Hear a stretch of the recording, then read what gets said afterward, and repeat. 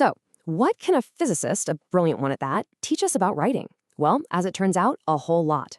Today, we're going to dive into the powerful writing principles of John Archibald Wheeler, a guy who didn't just wrestle with the biggest mysteries of the universe, he was obsessed with how to explain them with just radical clarity.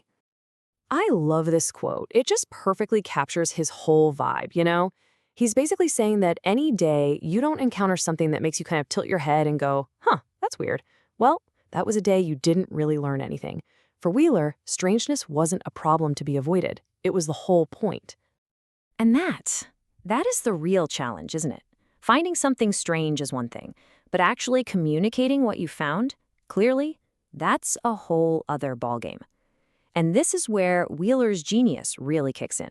So let's break down how he did it. All right, first things first, we have to talk about the number one enemy of clear writing. It's a really simple idea that Wheeler's students identified, and it has huge implications for pretty much anyone who ever tries to write anything. And they gave it this great name, a hiccup. You know what I'm talking about. It's that tiny little moment of friction where you're reading along and you suddenly have to stop and think, wait, what did that symbol mean again? Those little pauses, they completely break the flow. The goal is to get rid of them, all of them. So, the mission is to avoid ambiguity at all costs. And what's wild is how simple the fix is. I mean, just look at this. You see M, what is that? Mass? Meters? And S could be seconds or something else entirely. But look at the clear column. Just by spelling out the word, that hiccup totally vanishes. It seems like such a small thing, but the impact is huge. Okay, so this whole idea of getting rid of hiccups, it leads us right into what might be Wheeler's most powerful, kind of unwritten rule. This goes way beyond just avoiding confusion. It's about actively building understanding, all through the simple power of a good name. His secret weapon, really, was using self-descriptive terms. Wheeler just got it. The right name for a concept can do half the teaching for you. You know, he didn't actually invent the term black hole, but the second he heard it, he was like, yep, that's the one. He adopted it immediately because it's so perfectly, intuitively descriptive. And this is just a perfect example. The standard physics term is proper time. I mean, what does that even mean? As Wheeler's successors pointed out, what would improper time even be? Like time that's behaving badly? But wristwatch time, you get it instantly. It's the time measured on your own watch. Boom. It explains itself. And this wasn't a one-off thing. Instead of bogging you down with jargon, his whole school of thought was about using simple, everyday words and giving them super precise scientific meanings. An object falling from way out there is rain. One thrown inward is hail. One dropped from just above is drip. The names are simple, they're memorable, and they create an instant picture in your head. So it wasn't all just these subtle, unwritten things. Oh no. Wheeler also had a set of very explicit commands for writers. And he really, truly meant them as commands. They're direct, they're actionable, and they get right to the point. And here they are. First, motivate.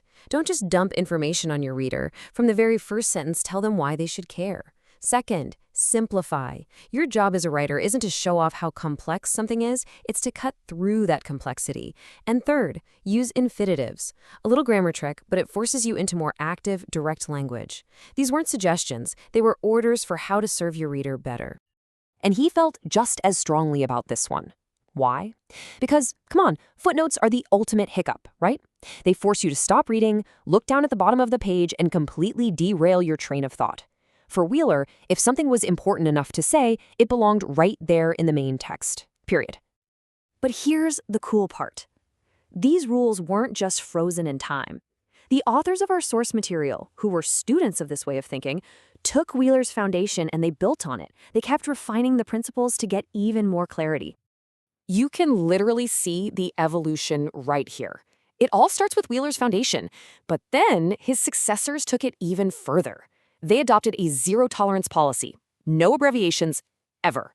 And then they added another layer of discipline, totally consistent notation, making sure every symbol and subscript follows the exact same pattern every single time. And why'd they do all this? You guessed it, to kill every last hiccup. And this quote from the authors really just nails their whole philosophy. They're admitting it. Yeah, it's finicky, but they totally own it. Because for them, being a little boring is way, way better than being unclear. The goal, the absolute end game, is to make reading totally frictionless. So this finicky obsession with clarity, it's not just about rules for writing. It's actually rooted in something much, much deeper. What's the one big idea that ties all this together? Well, it's a mindset that Wheeler applied not just to writing, but to the very act of doing science itself. They call it radical conservatism. In science, it means you trust the math. You follow the equations wherever they lead you, no matter how absolutely bizarre the results seem. You accept the strange truth first, and then you work on building a new intuition around it. And he applied that exact same principle to his writing. The commitment to follow the truth of the universe, no matter how weird, is perfectly mirrored in the commitment to pursue clarity for the reader, no matter how finicky the rules seem. It's all about honoring reality. Which, of course, brings us right back to where we started. Wheeler told us to go out and find something strange. His rules give us this incredible toolkit to not just understand that strangeness for ourselves, but to explain it to other people so clearly that they can feel the wonder too. So the real question is, what strange and wonderful idea are you going to explain?